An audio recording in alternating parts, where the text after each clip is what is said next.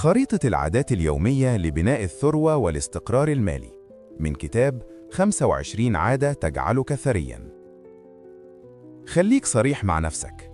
ليه في ناس بتشتغل طول عمرها ومش بتغتني؟ وليه في ناس دخلها بيزيد سنة بعد سنة حتى وهي نايمة؟ السبب مش الذكاء ولا الشهادة ولا المرتب. السبب الحقيقي هو العادات اليومية. حاجات بسيطة لكن بتتكرر كل يوم. لو بدأت تطبق 5 عادات بس وواظبت عليهم، حياتك المالية هتتغير. الفلوس بتبدأ من التفكير. قبل ما تفكر في الفلوس، فكر انت بتفكر ازاي. في شخص بيسأل هصرف ايه النهاردة؟ وفي شخص تاني بيسأل هكسب ايه بعد سنة؟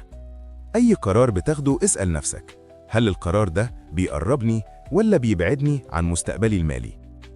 وقف دور الضحية. طول ما بتلوم الظروف مش هتتحرك خطوة واحدة. الشخص الناجح دايما يقول أنا مسؤول عن وضعي المالي حتى لو الظروف صعبة. اشتغل بالأرقام مش بالمشاعر. في الشغل، في الشراء، في الاستثمار، خلي الأرقام هي اللي تحكم، مش إحساسك ولا كلام الناس. اتعلم كل يوم، مش لازم وقت طويل، 20 دقيقة في اليوم كفاية.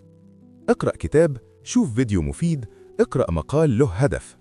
العقل اللي مش بيتعلم دخله ثابت، والعقل اللي بيتعلم دخله بيزيد. عادات فلوس صح. اعرف فلوسك بتروح فين. اصرف أقل ما تكسب. ادفع لنفسك الأول. وابعد عن الشراء عشان المظاهر. راجع حساباتك كل أسبوع. استثمر بعقل. افهم قبل ما تحط فلوسك.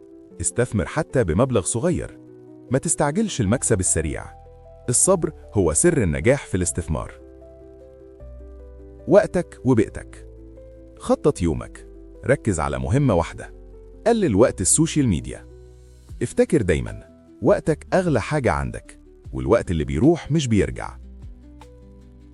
اختار الناس اللي حواليك، لأن البيئة الكسولة نتائجها ضعيفة، والبيئة الطموحة نتائجها أفضل.